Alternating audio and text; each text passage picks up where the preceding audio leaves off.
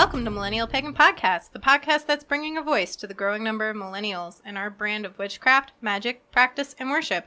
We're your hosts, Autumn Wolf and Jarrah Stone, and in studio we have Renee, Damoiselle. Hi there. Hello. Hello. Welcome to the show. Thank you. Thanks for having me. Oh, thank you. So we just entered in through Mabon. Yep, finished up Mabon. Yeah, so how's that working out for everybody so far? Seems good to me. I mean, this is the time of balance, right? So it's kind of like what I needed, actually. So it seems to be, this has been a nice calm weekend so far, and I'm feeling that kind of vibe. So That's good. That's good. What about you, Autumn? Well, I think I'm sounding a little bit better. You are. Still kind of coughing up a lung. Not the whole lung anymore. Yeah. But yeah, I did some magic work to try and bring about a little bit more balance, get rid of some trash in the old emotional wheel. And we'll see how it goes. Oh, you haven't put me in a trash bag yet, so that's good so far. That you know of. That I know of. Yeah, I actually went to the Reclaiming Ritual last night, and it was kind of interesting, a little bit different. It was Alice in Wonderland themed. Oh.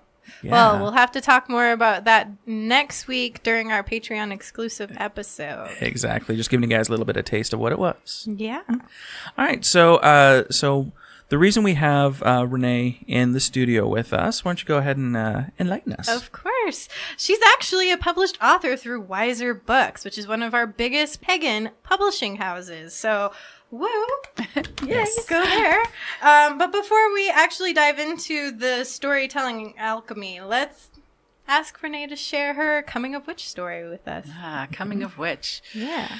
So I grew up kind of always having some kind of an ability, I guess you could say, an understanding of things that may have been a little deeper than the people around me. The earliest thing I remember is at the age of 4, I had a dream that it was of my great-grandparents who both passed away before I was born.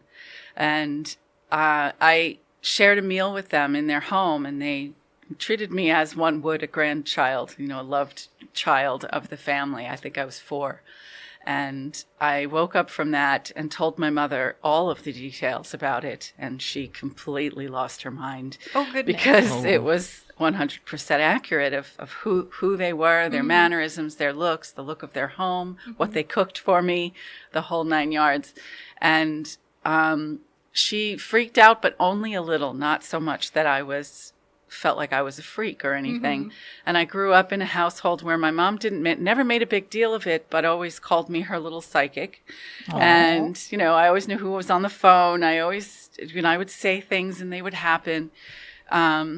And I kind of I grew up with the feeling that it was just a talent that some people had. Like my brother was good at sports and I had this. And so that's a good way to look at it. Very healthy. And that's how I feel about it still. And I've always been interested in the occult, but the first time I really looked, I did a lot of, let's call it, searching for a spiritual path. I was raised Catholic, not staunchly so, but that was the religion that I grew up in. And I knew in my early 20s that this was not really for me. It didn't work. It kind of started to sound really ridiculous the further I looked into it. I just couldn't reconcile some of the things that I was being told. I've been there. Yeah. So as I know I have many people, and I gave myself an education in comparative religion. I just did a lot of reading and a lot of searching and a lot of seeking. And practicing many different things. I took up meditation. I started just sort of naturally doing somewhat witchy things, which I never would have called them that at the time, but right. I was doing magic and, burning candles, and incense and crystals and all these things.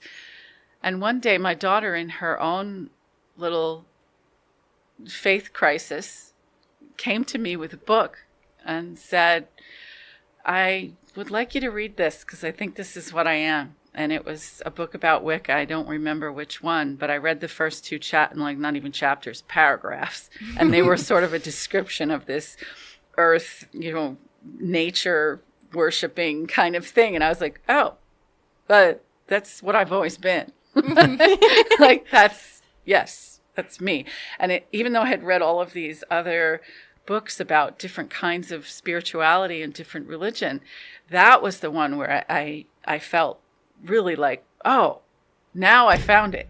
The aha moment. Yeah, like, oh, the others, I could make sense of a lot of different pieces of them, but this just simply described who I was. Right. I didn't have to fit into it at all. It was already there. It just that now there's a name. It's witchcraft. It's Wicca. It's whatever. So Nice. I joined a coven. I did 7 years as a founding member of one of the largest covens in the Northeast. Is that a particular tradition? That tradition is now called progressive. It has its roots in Alexandrian, Gardnerian, and it's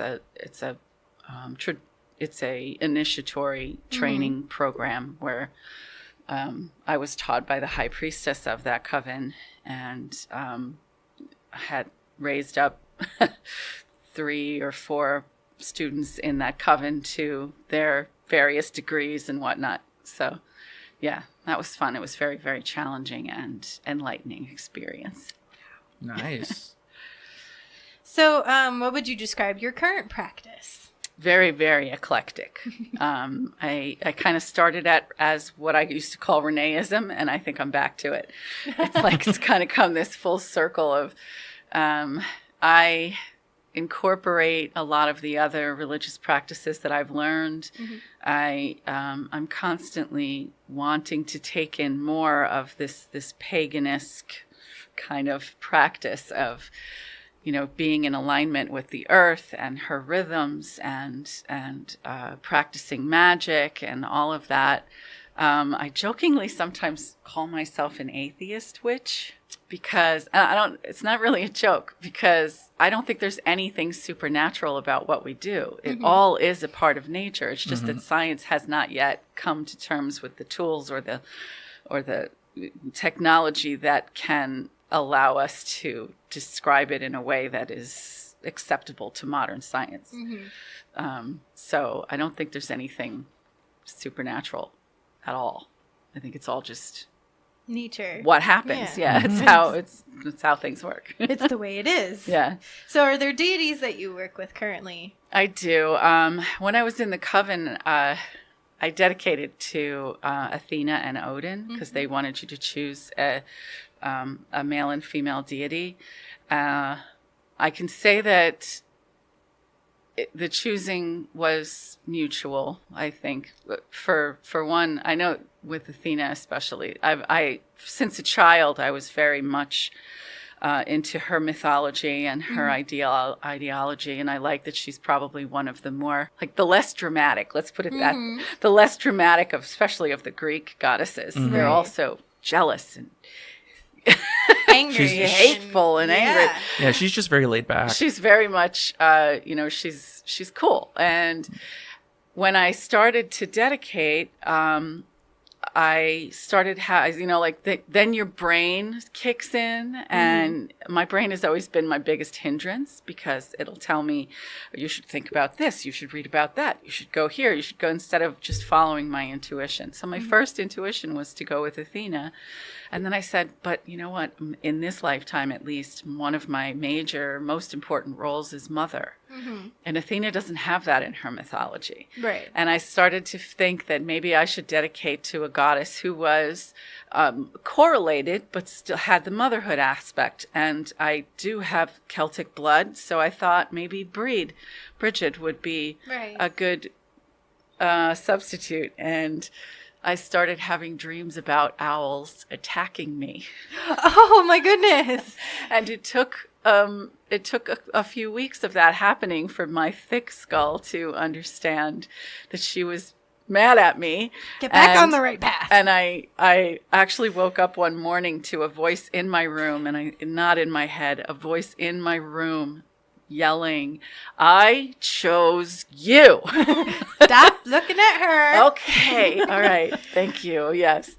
So that's kind of how I feel about it. And I found out through DNA ancestry that I have quite a lot of Scandinavian blood. And I've had communications with Odin where he says, because a according to some of the mythology, he was most probably a human at some point, a king or hero of some kind who had been exalted into this deity form. And in a vision once, he said, we probably share some DNA, which I think is kind of cool. So I refer to myself as a daughter of Odin and a priestess of Athena. Wow. I like that. I do work with other deities from time to time. Recently, I've been contacted by Anubis, which is scary, but yeah, that's where I'm at right now. We've had a guest who's an Anubis follower. Oh, really? Yeah, and I know at least one other witch that is a priestess of Anubis, so that's not surprising. I feel like he's kind of coming out of the woodwork a little. Yeah, that's but very possible. a lot of the death deities are. Yeah. Not to kind of pull a downer on this, but with how overpopulated the world is, I just kind of think that there is something in the works right now that's not necessarily be a huge catastrophe, but I think there's going to be a thinning of the herd. A natural progression downward. Yeah. But we're seeing that a lot with our generation not having kids, too. Exactly. So it might be a natural going down. Who knows? Anyway, on a lighter note, what kind of magic do you practice? Oh, my goodness. Most often. Well, all the kinds. Right. I mean, again, I would refer to it as Reneeism. I don't, so whatever. Like, what is needed? Yes, whatever's needed. An old friend actually just messaged me yesterday about she had put a bid on a house, and they found out that somebody put a bid right before them. Ooh. And so there's this like tension of, are we going to get it? Are we not going to get it? And she messaged me asking, can I do magic around this? Should I do magic around this? And I'm like, why the heck not? Yes, yeah, absolutely. Do the magic. And I gave her some ideas. But for me, it's very, it's very organic. It's very much like what grows of my desires and my will to move to whatever the next thing is. So I do sigil magic. I love doing mojo bags. One of the magics that I do is in the book called Storytelling Alchemy. I transform myself through stories that I write, which are semi-autobiographical in nature. So it's there's a lot of different ways I do magic. Right. Well, before we take a short break and then dive into the Storytelling Alchemy, what kind of books would you suggest to maybe our newer listeners? The beginners? Yeah, the baby witches. My first suggestion is always Margot Adler's Drawing Down the Moon. Ooh. And because I think it gives you a great overview of different paths, and you can kind of get from that what draws you and what doesn't. You may be much more drawn to the Thelemic path and less drawn to the Druidic path. Like you kind of get an idea of many different aspects of paganism and where you might fit in. And then from there, I think whichever path you think is drawing you, go with that. If you're looking at, specific to Wicca, I love the Big Blue. I love Uncle Bucky's Big Blue book, Raymond Buckland's book on Wicca. There's another one, and I'm going to screw up the author's name. It's Timothy, and it begins with an R, and it's called A Year and a Day, and it has practices every day for 366 days that you can do to help increase your abilities, to learn about the Wheel of the Year, to learn about, it's very basic, and it's actually a book that I give to my students when I have them to work with. So those are probably, for beginners, my 3 faves. Wow. Nice. All right. Was there Timothy Roderick? Okay. All right. Was there something that kind of, especially with following Odin, was there more than just the blood? Was there a vision? Oh, there have been many. So, in the beginning, when I decided, quote unquote, that Odin would be a good deity for me to follow, I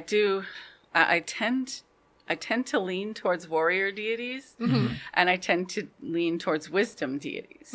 And both Athena and Odin fit that idea. And then I kind of asked Athena who she'd be okay with being on the same altar with. True.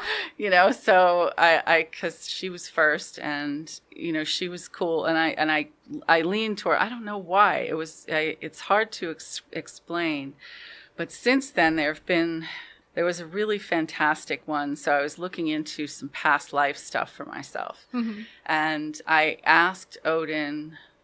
I was on a treadmill or an elliptical, actually. Oh. I do a lot of my traveling on doing some exercise physical equipment traveling, and I was on an elliptical, and I was looking for a vision, and I was listening to this really great band called Kudu, which means black dog in Gaelic, and it's kind of a bagpipe and drum warrior tribal sound. It's amazing.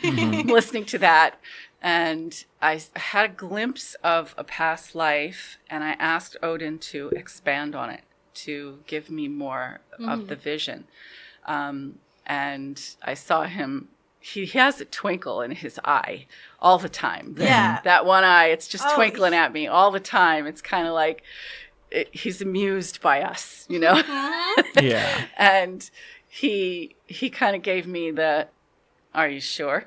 Once I do it, I can't undo it. It's gonna, it's not, in other words, and I know what that means for him when he said that to me. It's not going to be an easy vision. It's not going to, I'm not going to show you like the light and fluffy day of that lifetime. I'm going to show you the worst day of that lifetime. And I'm like, all right, let's do it. I'm sweating like a pig. Nobody can tell if I cry. It's fine. Oh yeah. And so he gave it to me, all right, and it was apparently in that lifetime, and I believe the time frame was the year 1013 in Denmark, what we know today as Denmark. Yeah.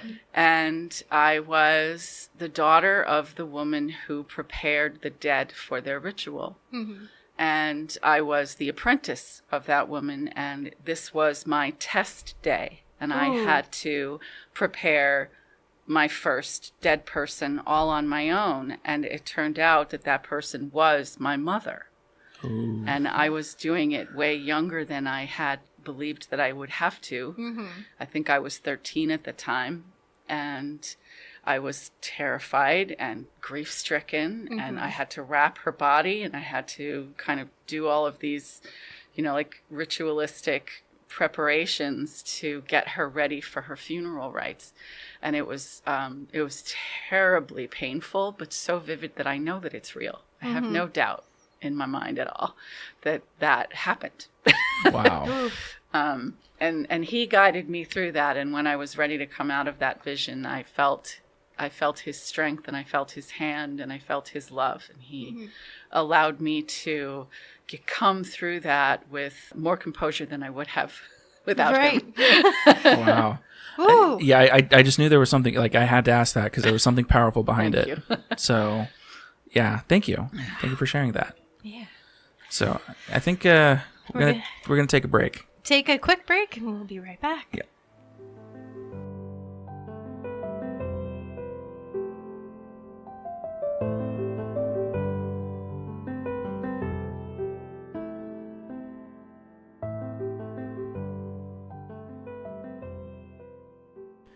All right, we are back with Millennial Pagan Podcast, and of course we have Renee with us still, and we're going to actually talk a little bit about that the nice little book you got coming out. I'm very excited. So, what's the title of it? It's called Storytelling Alchemy, Write Your Own Happy Ending. Ooh, I like that. So do you want to give us like a little tidbit intro before we start asking questions? Sure. So it's about, this is a practice that I kind of started using in my own life. And then when I started writing about it, it seemed like, this could actually might be helpful to other people as well.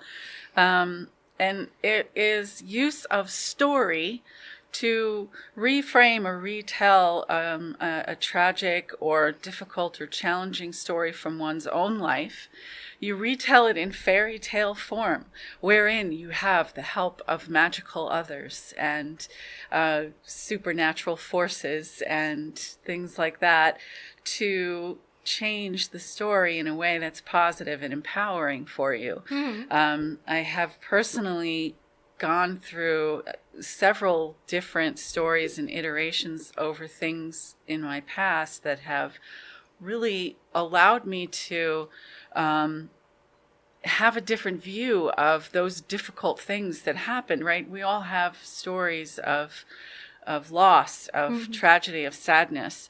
And being able to reframe those in a way that gives you more empowering beliefs to go forward is a very, very valuable thing that I've found. So that's kind of what it's about. I had originally titled it Craft and Conjure Your Own Happy Ending. And my publisher, Wiser, decided that they wanted it to be a little bit more of a crossover, to be available to not just magical practitioners, but to anyone in the self-help field who wanted to utilize this tool. Yeah. Right. I like that. So it's kind of like rewriting your history to reroute the future. Exactly. I like that. Personally, I'm a bit of a storyteller. I'm a entertainer by nature, by trade, and I've kind of used that premise as well. Not completely to that ending, but rewriting my stories, making them more fanciful and more exuberant. Right. So I like that. Yeah, you can do it with your own life. How did you start developing the methods?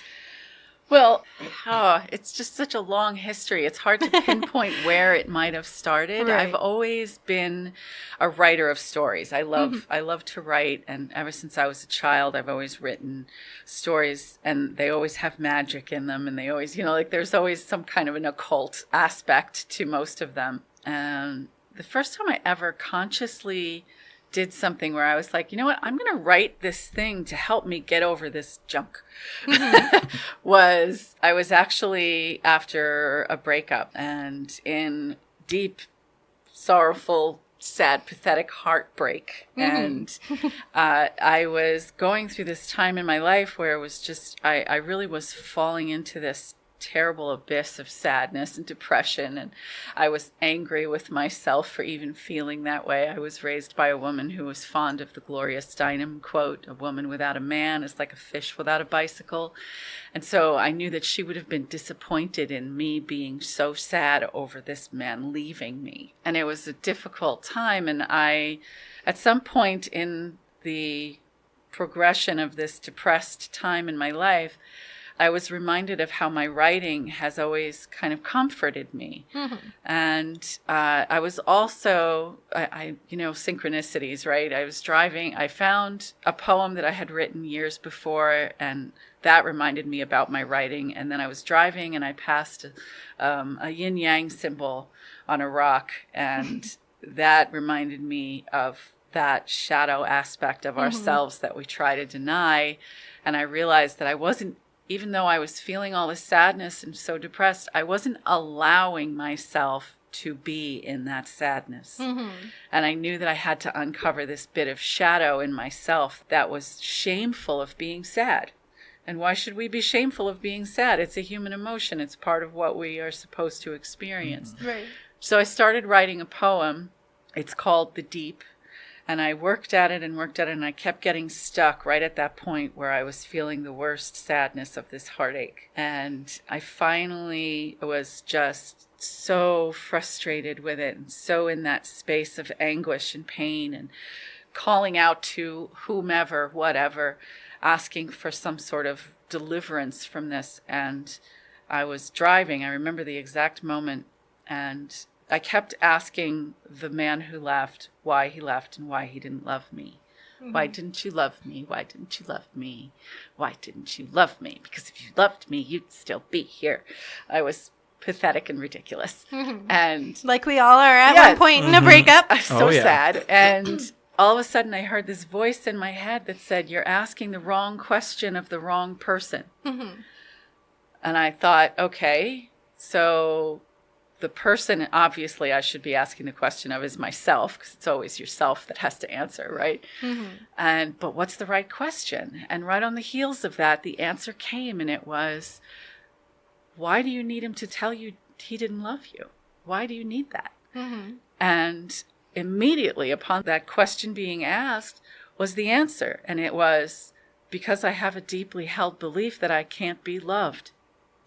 And in the instant that that shadow belief came into the light, it completely dissipated. And I was filled with this amazing, glowing, unbelievably incredible light, which is made of nothing but love.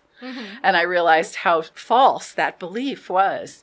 And I have never been the same since. I mean, it was an alchemical transmutation of this belief that I can't be loved to an understanding that I am nothing but love. That's what storytelling alchemy can do. Wow. And so that was probably the first conscious effort at writing something that, that would help me evolve into that. And then I kind of grew it from there, I guess. Wow. That's actually a pretty powerful way to start that. It was, yes. Yeah. I've never felt unloved since. That was quite a number of years ago. Wow. Yeah, I think honestly one of the most important loves is self-love. And even from my own aspects too, it's like you have to, what's that the movie the musical Rent. Okay. There's actually a line in there that says you'll never find true love until you love yourself. So that's pretty powerful. I love it. Is there other types of shadow work that you expressly work through in the book to help people with? Well, yeah, I mean the whole writing aspect of it. So there's meditation portions of it. There's writing and journaling and I call them memory meditations, where you're reaching back into your past to look at these episodes of your life that have been difficult or tragic or sad, and you're trying to kind of grasp what beliefs you might have engendered from those episodes, from those experiences, in order to understand whether they're false or true. Some deeply held beliefs are true, and those are usually positive. The negative and deeply held beliefs that are implanted during tragedy are almost always false and limiting and disempowering. And so those are the things I try to bring to light through journaling, through dream working, through dream interpretation, through meditations, through the writing itself.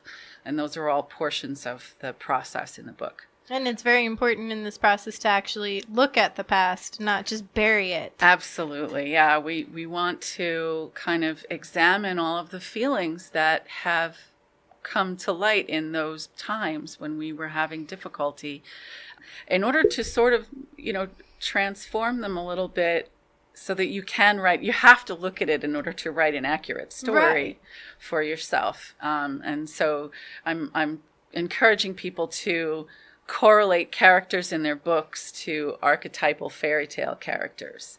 Were you the damsel in distress?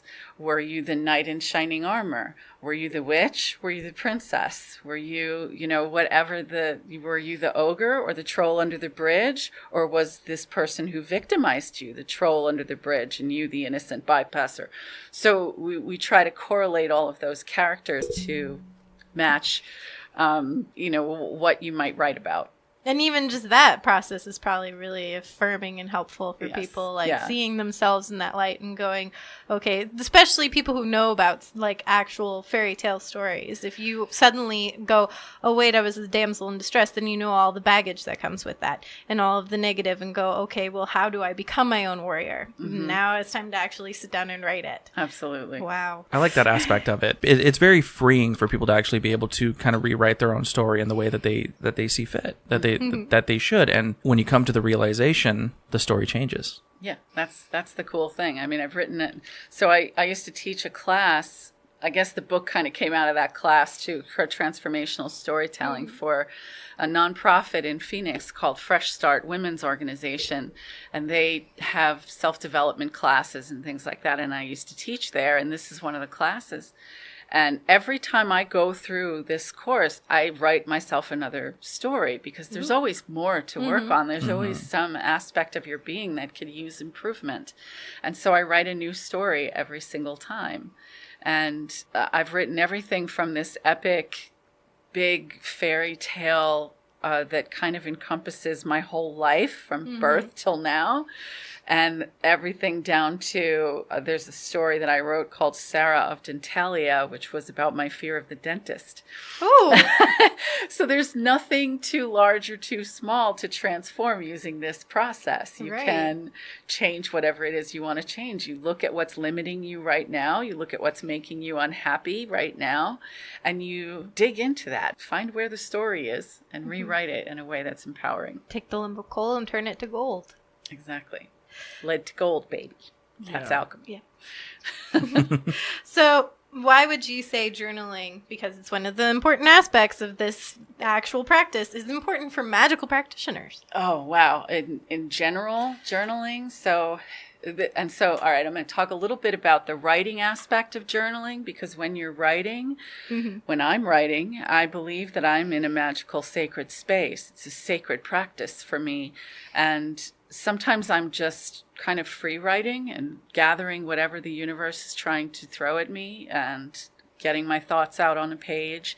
It can, because it has this lovely progression of, I have started a sentence and new thoughts are coming to me as I'm completing, and you've written something down already and now more is coming. It's more solid than just thinking about something. It has a life of its own because it grows and it moves in a form that's not necessarily your own. There's I think that there are outer influences that are coming into, to form this word on the page, to form the sentence on the page.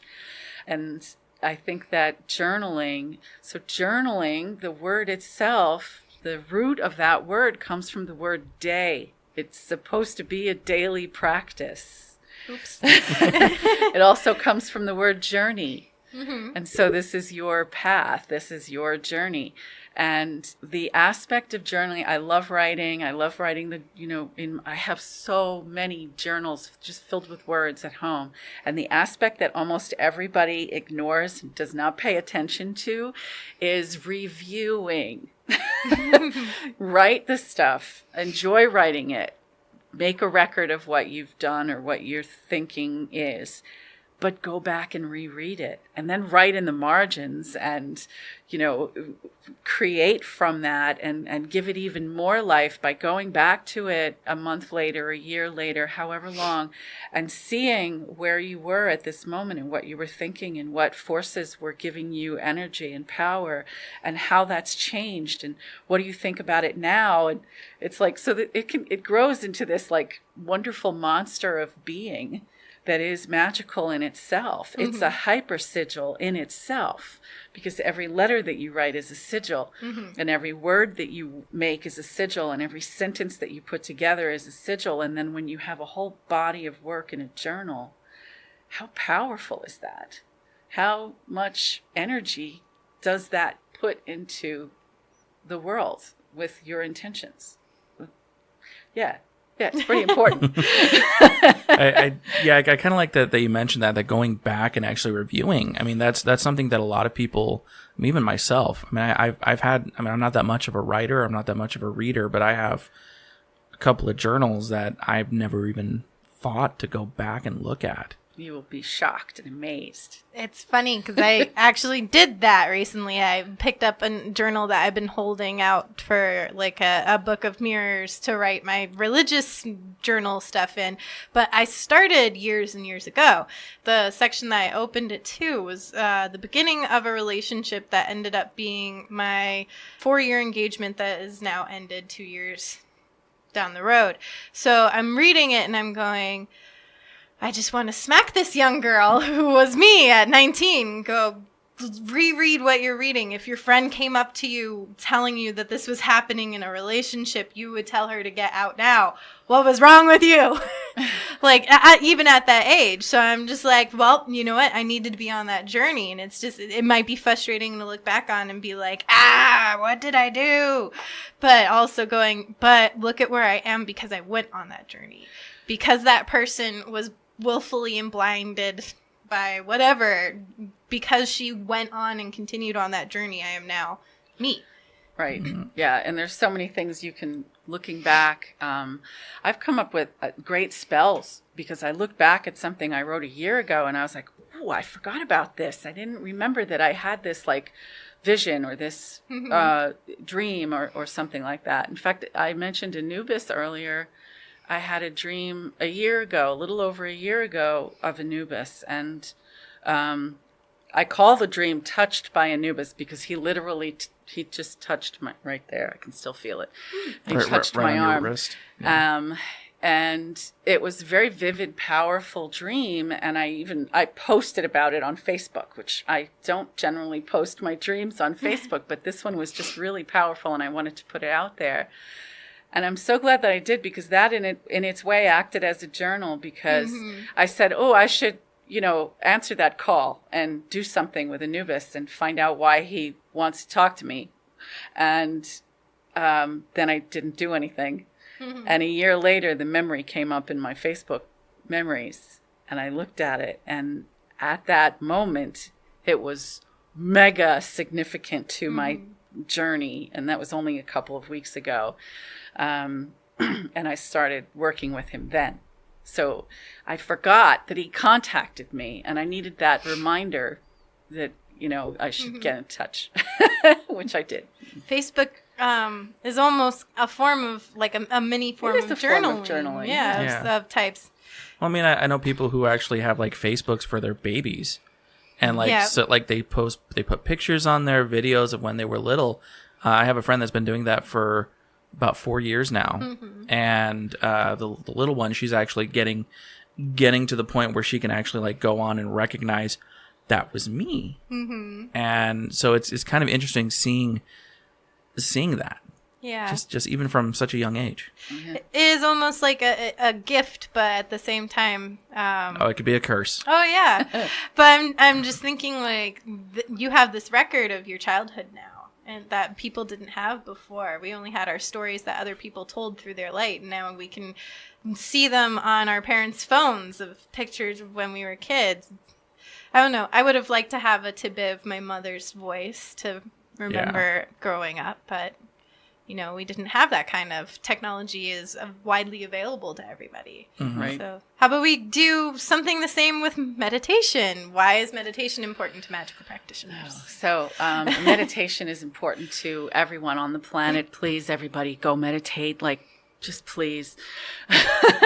There's a quote that says, if we taught every 8-year-old to meditate, we'd have world peace in a single generation. And I believe that's true. It is my most powerful and important way of connecting to the deity within. We are occupying these meat suits for a temporary and brief period of time.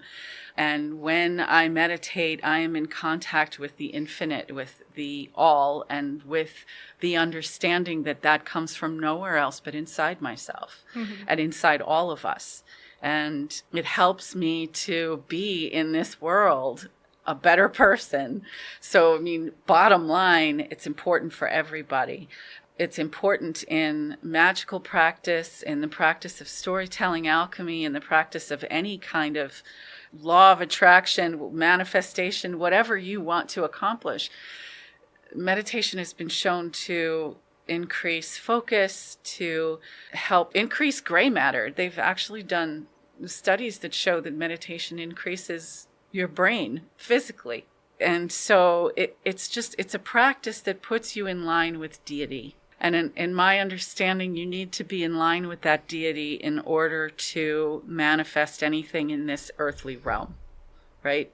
So the practice that I utilize in the book is very simple, kind of using the senses to go inside and become present in the moment, to become aware of your surroundings in a deeper way than we normally are. So as far as the value of it, the worth of it, I can't state enough how powerful it is. And the more you do it, the more powerful you become. There are lots of recipe books out there for spells. Right. And if you give a witch who doesn't meditate a recipe and she follows it to exacting measure, and a witch who does meditate and give her the exact same recipe, the meditators will work better every single time. No exceptions. Because her brain is more powerful, because her connection to deity is more powerful, because she, as a human being in this temporal meat suit, is a more powerful being, because she's in touch with that.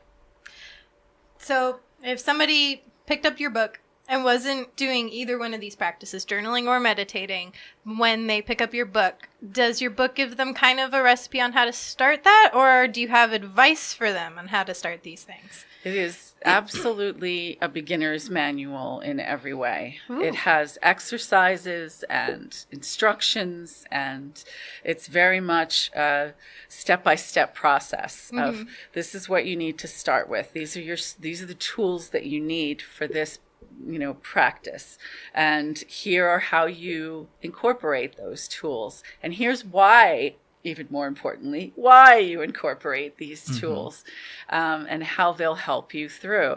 And I even give the choice of magical or mundane. If you just want to go the muggle route and you're a little frightened by this witchcraft thing and this magic thing, and you just want to do this without the magic, it'll still help you.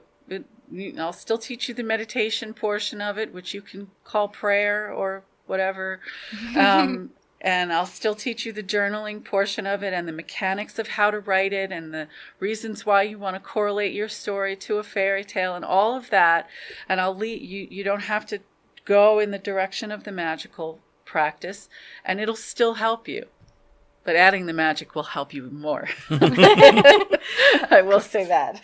So was that your decision to give people who don't want to practice magic this tool, or was that more a wiser decision? Well, it was kind of both, because so what really happened was I simply wanted to publish a book. And I intended to self-publish because I'm lazy. Mostly. And I didn't want to go through the whole submit it to 75 different publishers and be turned down and feel bad and all that stuff. So I decided to write a very mainstream self-help book about storytelling, transformational storytelling. And I wrote it without the magic. Oh. And so it was about a 25,000 word book. And I was getting ready to self-publish, and I was starting to do that thing where you tease the launch. Right. And I made a Facebook page for it, and I sent out a little blurb saying, hey, Storytelling Alchemy coming to, Amazon near you any minute now. And here it is. And Judika Illes, the author of many wonderful witchcraft books, not the least of which is 5,000 Spells, the encyclopedia of 5,000 spells, who's a friend of mine on Facebook, contacted me and said, what is it? What do you have? What did you write? I want to see it. She's an editor for Wiser. And so exactly. Give it. That's what she was like. Let me see. Okay. So I sent it to her, and she walked me through the whole process of submitting the proposal to Wiser. And she said, this is great. I love your writing. I love what you've done here. What a fantastic idea. Where's the magic? She's like, I know you do magic with this. I know you do. So where's the witchy? Yes, where's the witchy stuff? I see the point of the hat, but I don't see the whole hat. Exactly. So there's somebody on YouTube. His name's Thomas Sanders. His motto is "Could be gayer." Could be witchier. Could be witchier. Yes.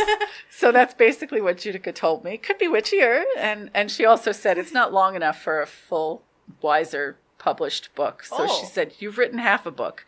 She said, add the magic, add the witchcraft, and we'll have a whole book. Yep. And so another 25,000 words later, Oh, goodness.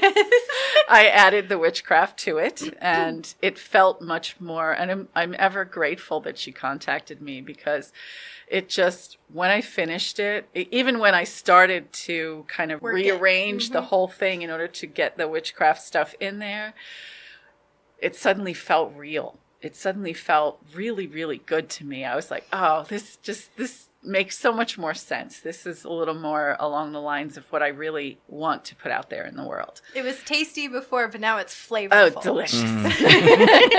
So yeah, I was very, very grateful that she told me to add the witchcraft. Yay!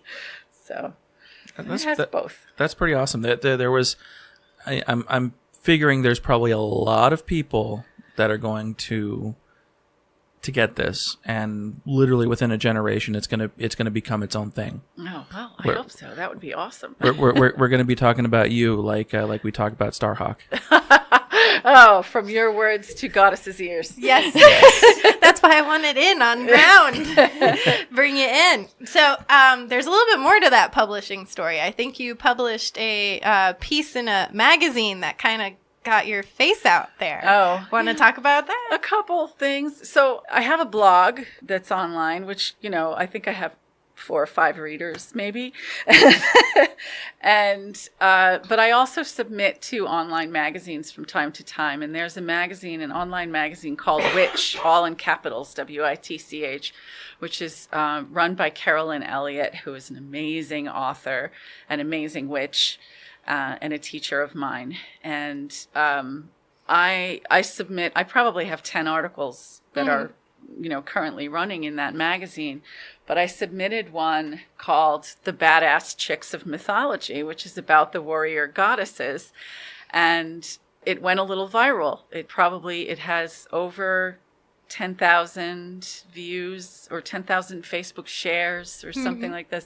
And I still get messages from people going, oh, I saw your article. Like this article popped up on my feed and I read it and there you were at the bottom of it. And I was like, yeah, there you go.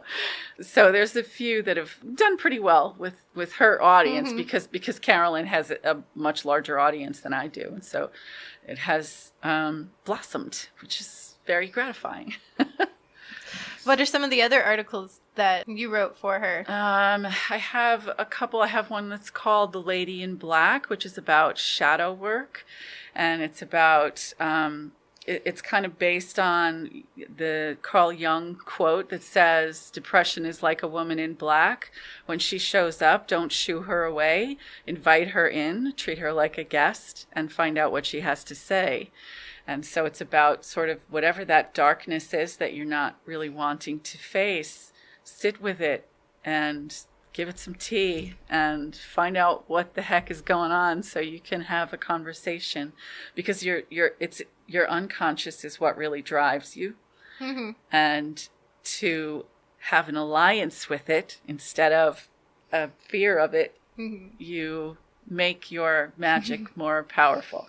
So there's that one, and then there's one about initiation, and kind of, I've done this recently too. I keep doing it over and over again. My teacher, when I first started in the initiatory tradition, my teacher talked about how when you request to be initiated, which I had in this coven, you spent a year and a day in training before your initiation. The universe goes, oh, yeah? You want an initiation? Okay. And it sort of bombards you with things that are possibly emotional and possibly difficult and challenging. And it puts you through approximately a year. This happens to everyone. Approximately a year of kind of chaos and challenges and trials. Exactly right. And you come out the other side of it having learned things and having dived into the depths of your being and come out with something that's more valuable to the world, which is really what the whole point is, to be giving all of that to the world. And it's kind of interesting. So I had that teacher raised me to 3rd degree through that tradition. And I'm going back in October for a visit, and I asked her to do my croning. Because I'm an old lady now. And 35 is not old. Oh, yeah. Right. At about 20 years. Well, that's a good point. Heads up, people. We don't just talk to millennials. Yeah. Some people, you know what? Other people have more and important things to talk about. I'm the mother of a millennial. Ooh. Well, and that's one of the things that one of the reasons why we kind of created this show is we're millennials. We are learning, and what better place to learn from those that have came before us. And those who are still teaching us. And that's one of the things that I love about this show. Anyway, sorry. That's okay. So I asked my teacher to do my croning, and it was immediately upon the heels of that Anubis thing came up in my Facebook feed. And I also had planned a backpacking trip into the Grand Canyon. Yeah. A rim to rim 4-day backpacking trip, which actually happened last weekend. And so I went into a meditation and I asked Anubis, what do you want? What is it? And the word that came to me over and over again was shamanistic trial. And you went into the deep. And I said a bad word. And upon that, hearing those words, that phrase, shamanistic trial, the thing that flashed into my mind was the Grand Canyon. And then I saw an episode, a little scene from Ghostbusters, where Zool says, "The Destructor has been chosen." Oh no! And I'm laughing about it now because I survived. Yes. But it was not funny at the time. And I literally almost died in the Grand Canyon last week. Did you forget to drink water? I just really wasn't prepared, and I don't know if I was just, physically unprepared for the work of the hike, or if there was some help from Anubis in that way. You went down in the deep. I went down into the deep, and I walked across and then had to walk back out. And the 3rd day, I was having a lot of trouble. Just even, I would walk 100 steps and then I would have to sit down, and it was just grueling and horrible. And every time I stopped to sit, I would feel myself losing consciousness. Ooh. And my heart was not beating right, and I was not breathing right, and there was all this, and I literally did, when I finally got into camp that afternoon, I did lose consciousness, and I just passed out and stayed in the tent for the rest of the day. Everybody else went on this lovely sunset hike that I couldn't even consider. No. And it was it was a dark night of the soul, I can tell you that. Ooh. My boyfriend told me that when we woke up the next morning and had to climb 3,000 feet out, I had woken up from a dream where I had a choice. A dream where there was some other way. I didn't have to climb out into my reality, which was, yes, you do. You got to climb out. And he said, he looked at me and he said, you look like a shell of a woman. Like, I didn't even know what to say to you because you looked like you weren't there. And I was like, I kind of wasn't. So it was quite the deep experience. I asked for an initiation and I received it. He made you do that shamanistic That's journey. what happens, yes. Wow. In a very spiritual place. Yeah. Now, am I correct? You did the Bright Angel Trail? We started on North Kaibab on the North Rim and walked across from there, and we ended up on Bright Angel. We came out on Bright Angel. Wow. Yeah. Yeah, for anybody who doesn't know, the Grand Canyon, big. Very big. Very, very big. Crazy big. My first experience in going to the Grand Canyon, it looks like the pictures. And that kind of tricks your brain. Because it's like, oh, I'm just looking at another picture of this thing that I've been told my whole life is a thing. And then you're like, wait a minute. What's that croaking noise? Oh, that's a raven.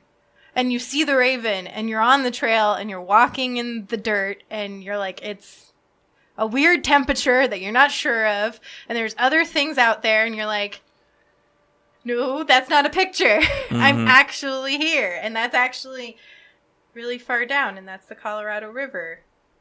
And that rock that I just threw is actually still falling.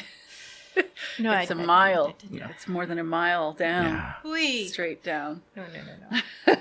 Well, I'm glad you survived. Me too. Yes. Is there an experience or a thing that you learned from it that you want to share, or you haven't processed? I definitely am still processing. There are lots of things that I learned, but still processing. I'm hoping that the ritual that I'll be going through next week will help me. Yeah, finish that. Solidify what. Wow. Yeah. Ooh. I mean, definitely an awesome journey, and thankful that you survived. Yeah. Yeah. Quite a year. That sounds super impressive. I actually have the opposite reactions. I have teachers who come up to me and go, "It's initiation time. It's time to initiate." And I'm like, no, I still have a list of books I need to do. And then something happens that's like a life thing that I need to work through. And I'm like, stop telling me to initiate. Yeah. I'm not ready yet. Yeah. The universe knows when you're ready, even if you don't. Yeah. I get these small little bits of my own kind of self-initiations here and there whenever somebody's like, it's time to initiate.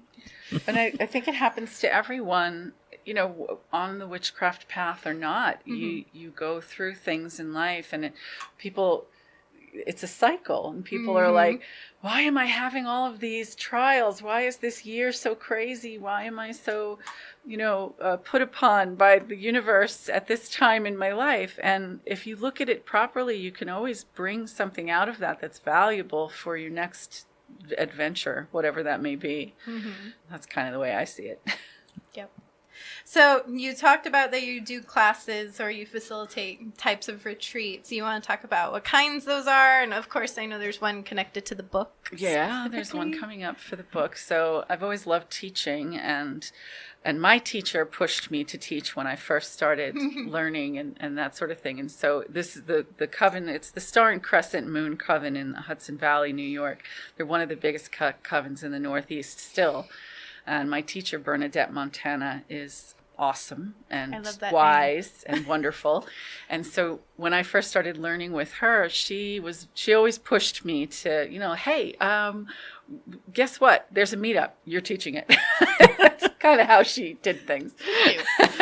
And I've always enjoyed teaching. So these days I offer workshops in meditation, workshops in witchcraft. The Badass Chicks of Mythology is one of the workshops that I offer, which I have a lot of fun teaching.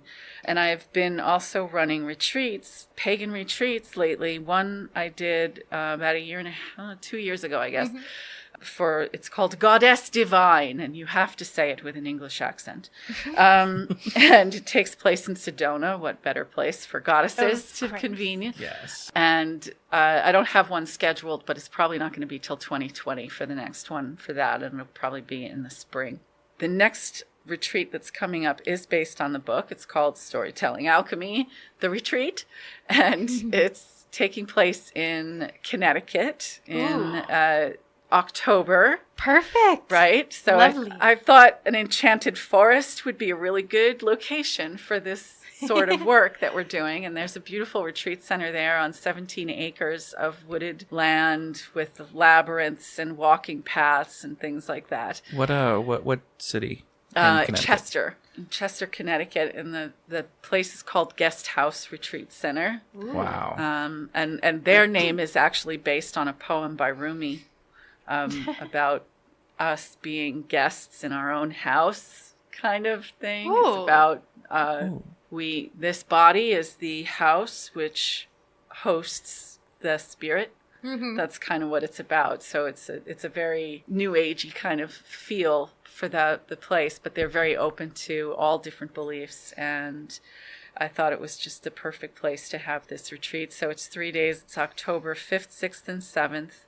And we're going to just do a nice deep dive into the practices of the book and practice them together. And Saturday night we'll have a bonfire and toast to our success. And there's going to be rituals throughout and workshops and that sort of thing. fun. So, yeah, I'm looking forward to it. It's going to be a lot of fun. Yeah. And especially this time of year, Connecticut is beautiful. That's the thing I thought. See, I was a little selfish in the timing and location as well, because I moved to Arizona from New York 5 years ago, and I've been back to New York a few times, but not in the fall, which was my favorite time of year. So I'm really happy to be going back in October to this beautiful Connecticut River Valley area where the leaves will be gorgeous. Oh. Yeah, my dad's side of the family's from Connecticut, so I've been up there a couple of times around this time of year. So it's beautiful. Oh, I'm so jelly. I want to go. So you also host a YouTube channel where you talk about a lot of stuff. Actually, not a YouTube channel. Oh. I've just only been doing it. I want to do the YouTube thing. Okay. I'm technology challenged, being non-millennial. Being technically, I guess I'm in the latest stage of baby boomer. Yeah. So, but I do Facebook Live chats. Oh, okay. Once a week. Oh, yeah. I only see them on Facebook, so yeah. It looked kind of YouTube-y. I stand corrected. Well, I guess they are sort of. I mean, really, it's just you sit in front of your computer's camera and talk. So that's what I do. Which YouTube actually has something like that as well. That can stream to. Well, I mean, there's programs out there that can stream to both simultaneously, but. I'll have to talk to you after. Yeah. But yeah, so there's just Saturday. I try to do them on Saturday afternoons. And I'm on sort of a hiatus from it right at this moment because Grand Canyon and retreat so close together. I'm kind of going into this deep dive prep for the retreat. But after the retreat is over, I'll get back to it. Saturday afternoons, Renee Damoiselle, author, Facebook page, just tune in and I talk about whatever, a different topic each week. Sometimes it's magic spells, sometimes it's ritual, sometimes it's ghosts, but whatever. We'll talk about anything. And we'll definitely link to that in the show notes as well. Yep. Awesome, thank you. Yeah. So we are running a little short on time, unfortunately. Okay. But I know if you have one last question. Well, I guess my last question is, how was working with Wiser? Fantastic. They are, Judica, the whole team there is so supportive and so kind. And this was my first foray into the publishing world. And first of all, I was completely grateful that I didn't have to do all of the things like cover art and marketing and all of the things that they take care of. And, even the typesetting and the printing and all of that stuff. It's like too many decisions. Yeah. And they just did such a beautiful job. They have amazing artists working with them for the cover art. Some of I love the art they did for my cover. I took one look at it and I was like, it is clear to me that the person who drew this read my book. Yay! It really felt right and it's so pretty. And I've seen Amy Blackthorn's magical botanical book that just came out. She's with Wiser too. Their cover art is spectacular. Yeah. And I just had a wonderful time working with them. They always answered my questions and kept it real for me, and everything that they said they were going to do, they did, and everything right exactly when they said they were going to do it. That I can't rave enough. Yay! A company doing actually what they're supposed to be doing. Amazing, right? Amazing. and not recycling the cover art, which is a big thing. Yeah. They really, obviously they paid somebody well to do that, because every cover I've seen come out of there lately has been really spectacular. And very specific to the book. It doesn't look rehashed or... Not at all. Yeah. I didn't, so I never would, I'm not visually artistically inclined. And so what they chose would never, I wouldn't have gone there, but I love it. Look at it and I'm like, this is perfect. If it speaks the word of the book, then that's all that matters. Yeah. So where can we find you online if anybody wants to follow you or find the book as well? So it's reneedamoiselle.com is my website, and that's my name on Facebook. I'm the only one. Much like Tigger. Yes, I was about to say that was a very Tigger-esque way of saying it. So friend me on Facebook if I still have space there, and if not, you can follow me because I'm getting really close to the 5,000 mark. But you can always like my author page, Renee Damoiselle author, Yeah, that's pretty much it. And then for the book, where can we find that? The book can be found if you search Storytelling Alchemy on Amazon. You can find it there. You can also buy it from me directly and get a signed copy if you like on my website. There's a purchase spot on the website. This is the homepage of the website right now. Nice. And Barnes & Noble has it, and a couple of other outlets too, I think. But yeah, if you search Storytelling Alchemy, you can find it. Yeah. Love it. So, events coming up. Well, September 24th, which is tomorrow on the recording date, is going to be the full moon. So, our next full moon is this upcoming Monday. You'll be listening to us. If you listen to us once we pop it on Wednesday, you still have some full moon magic that you can do. For our friends in Nevada, September 29th is Las Vegas's Pagan Pride, and they do have a Facebook page for that event. So September 29th for our Nevada friends. And then October 6th, if you're in Phoenix, the Pagan Pride Cook-Off fundraiser is happening. So that's another thing to look out for if you're a Phoenix person or a Phoenician. A Phoenician.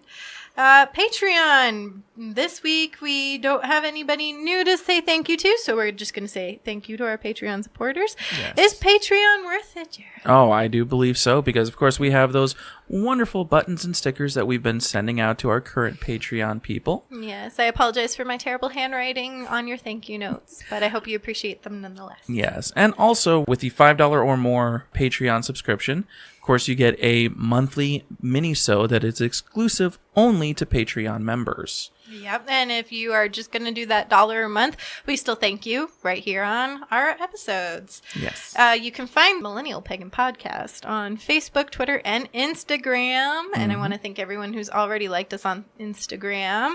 Of course, we have Wise Words on Twitter and Facebook as well. Yes. Jero, where can people find you? Of course, also on Twitter under Jerastone, Jerastone. And of course, my Instagram page, Hagrid, Hagrid, Hagrid_cosplay. Got a couple of new people on there, so I was actually kind of happy.